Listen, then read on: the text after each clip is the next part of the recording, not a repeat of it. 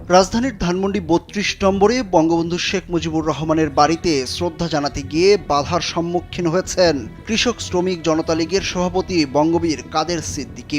এ সময় তার গাড়ি ভাঙচুর করা হয়। বৃহস্পতিবার ধানমন্ডির ৩২ নম্বরে বঙ্গবন্ধু শেখ মুজিবুর রহমানের বাড়ির সামনে এই ঘটনা ঘটে।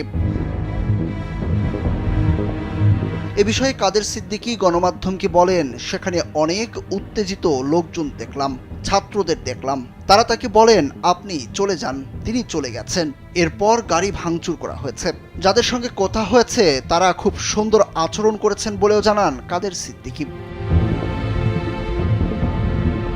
উদ্ভূত পরিস্থিতির জন্য আওয়ামী লীগকে দায়ী করে তিনি বলেন, যখন কোনো অন্যায় কাজ বেশি হয় তখন দেশে অস্থিতিশীল পরিস্থিতি তৈরি হয়। ছাত্ররা যে বিজয় অর্জন করেছে সেটি ঐতিহাসিক বিজয়। এটাকে ধরে রাখতে হলে সহনশীলতার পরিচয় দিতে হবে। এ সময় দ্রুত পরিস্থিতি স্থিতিশীল করার উদ্যোগ নিতে সরকারের প্রতি আহ্বান জানান কৃষক শ্রমিক জনতা লীগের সভাপতি।